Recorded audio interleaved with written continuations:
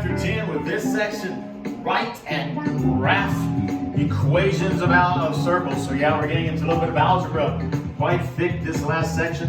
Very powerful, of course. Very important to you to be able to demonstrate your understanding of this. And man, are you getting a virtual tour of all of these geometric concepts. This is Paul Stevenson. This is Geometry and Trigonometry here at the Ask Academy. Chapter 10, Section 7, the last section of this particular chapter. Ready to get all the gidgets and practices ready to go so we can demonstrate that we know these concepts of geometry and how it relates to circles. So today we're really specifically talking about the algebra of it, how that connection between algebra and geometry is with circles. Rene Descartes historically was given credit for that in history. So we're really looking at how to do that. So we're going to build on some prior knowledges. We're going to look at various concepts of how the algebra will be able to be connected to this geometric concept we call circles. So what you're looking here is if we let x and y represent any point on a circle. So again, we're going to treat it on a coordinate plane. Every coordinate around the circle has an x, y value.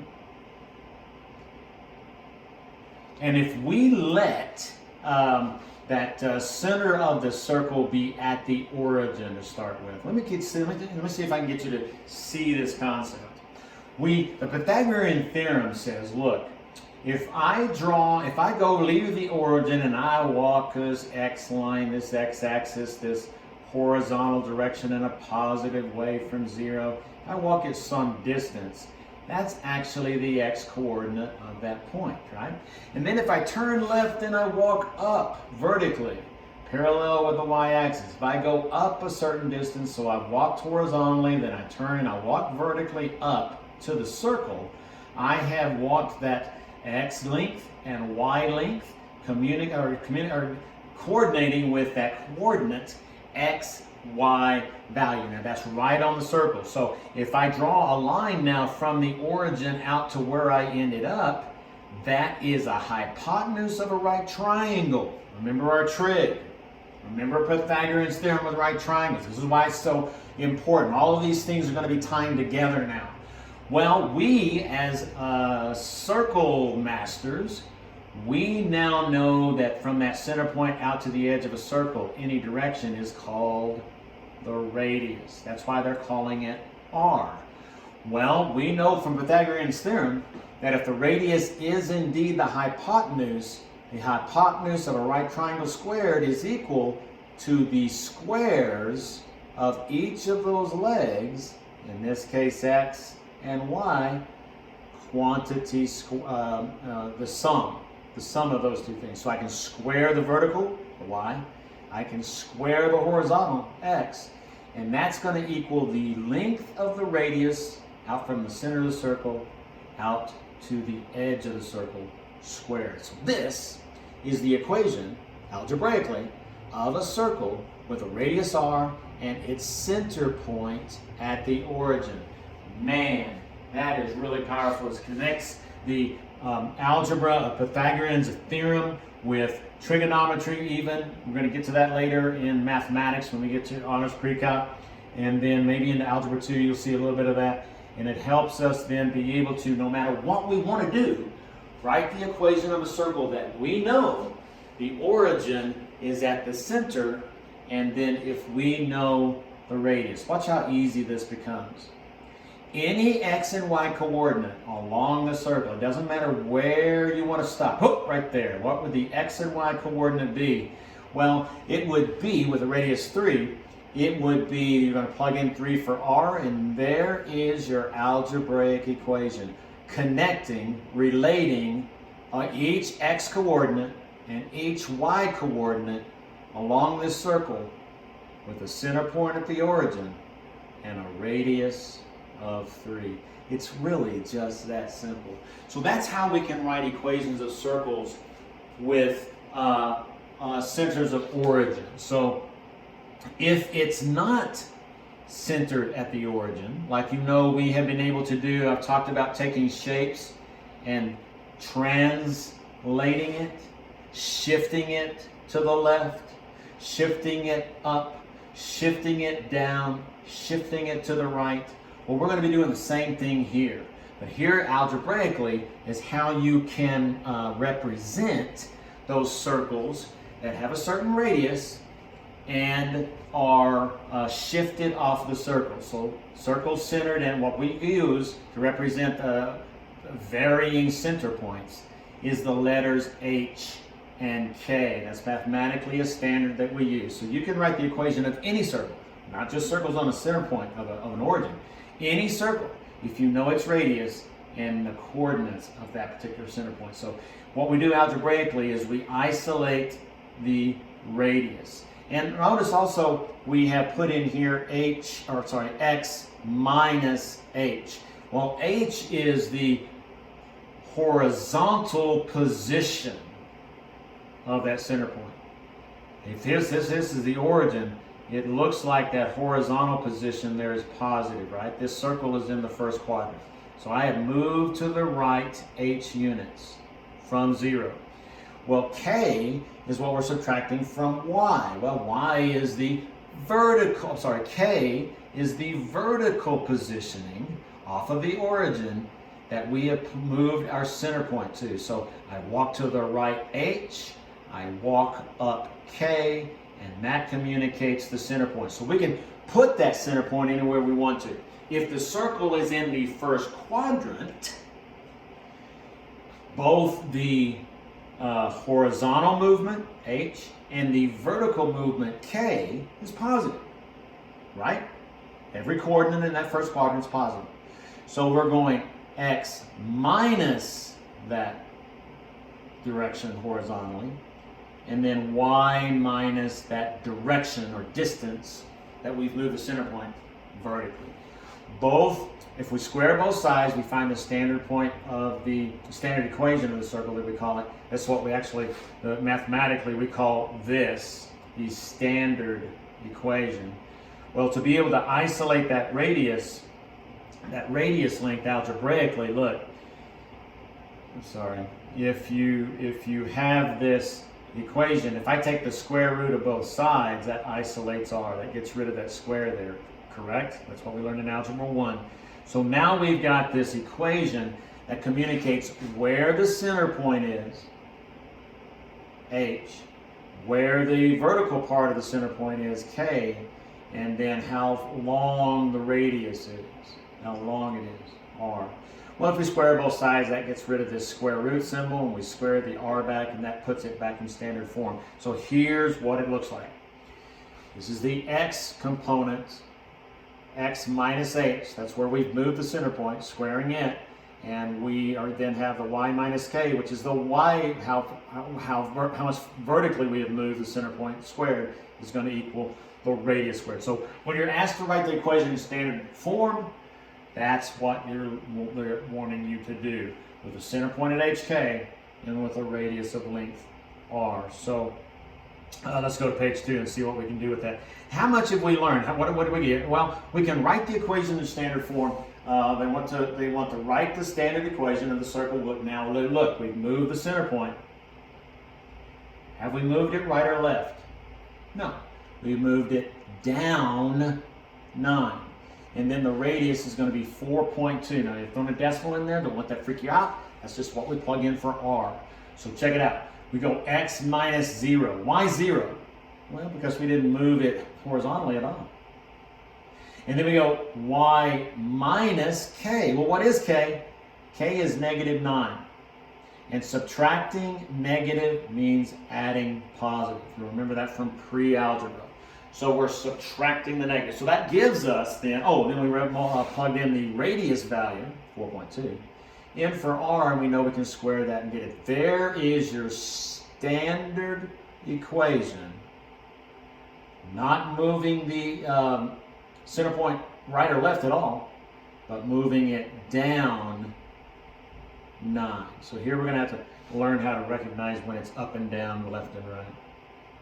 Here's another example that they could have you work on the standard equation. Here we have where they're giving us information. So we have a point that's on the circle. They've shown that point, -5, 6.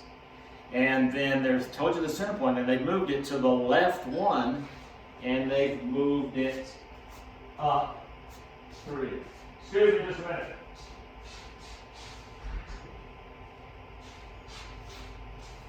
And so that orients the circle off the origin to the left 1, and up 3.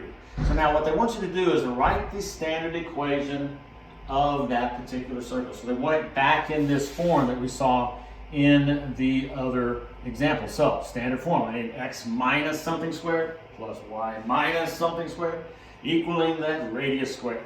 So what we have to find first, that's what they show us here, is how far is this radius? So I've got a point that's on the circle. I know that's moved from the center point. So all I have to do is find out what that length is. That makes it nice when the other end of this line segment is 0, 0, right? We learned that back in chapter 1. So we're going to use, yes, ladies and gentlemen, it's the infamous distance formula, which is going to look very similar to what we're doing.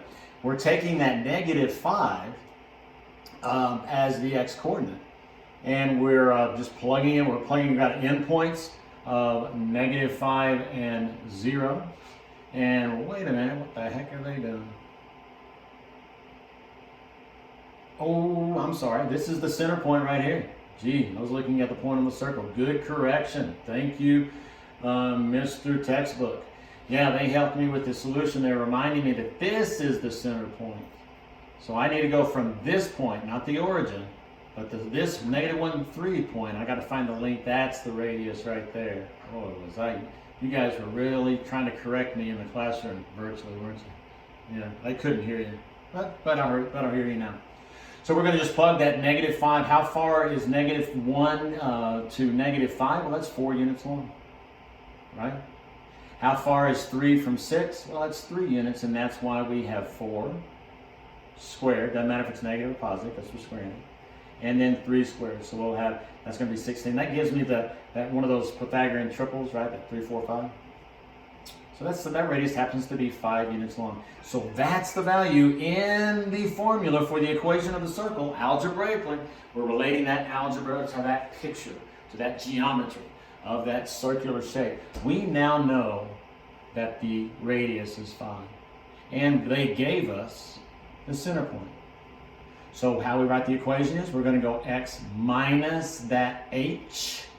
How far did we shift the center? Well, we went left 1. So it's x minus that -1 minus a negative is plus. So x plus 1. And then we moved it up 3, so we're going to go y minus that +3, quantity squared.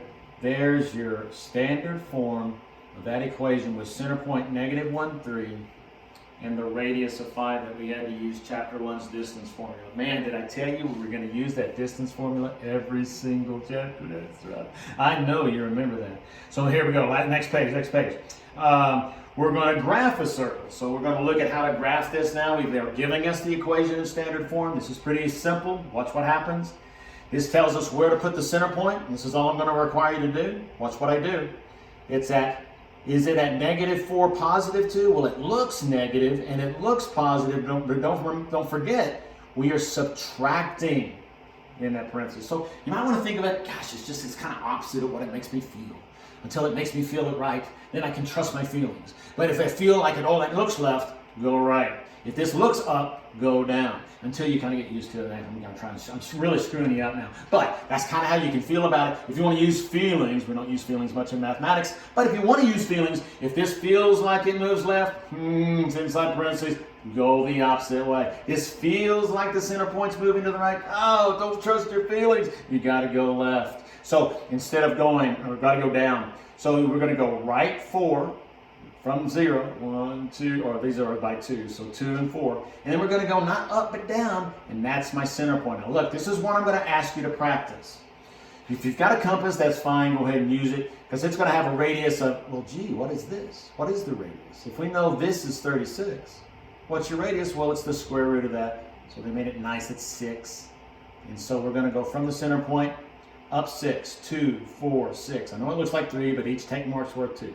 1, 2, 3 times 2 is 6. So we go to the 6 up, we go to the 6 to the right, we go 6 down, we go 6 left. Use your little pencil and connect those 4 dots, and you got enough of the circle that I know what you're talking about. That is the radius of 6, where the center point has been moved to 4, -2. 4, -2. So that's how you can graph. Using graphs of circles, we can use that a lot. Talking about earthquakes. Man, I had a former scholar Facebook just the other day. She just got her degree in Boise, University of Boise in Idaho. She said, man, my first experience with an earthquake just almost made me pee in my pants. That's right, that's what she said. So anyway, maybe that's too much information for you. I apologize for that. But listen, earthquakes, we talk about epicenters. That's where the center point is. Here's your epicenter. And then we have another epicenter. So you can create all these circles of where that earthquake feeling goes out. So you can do lots of things with circles now. And there's the epicenters of all those earthquakes. And then their radius is equivalent to the magnitude of force that those earthquakes had. And you can see how those circles overlap, representing geometrically those earthquakes. So that's it. That's section 7 of chapter 10. You can get to my website and you can find those practice problems. Find that Gidgee. Let's see what you got. Let's see what you don't got. And then we will be able to move on. That's the end of the chapter, knowing the chapter test is coming up soon. Haven't figured out how to level up yet, but maybe by this time you'll be able to, we'll be able to communicate that. Make it a great day. This is Mr. Stevenson with chapter 10, section 7, equations of circles. We are the Ask Academy.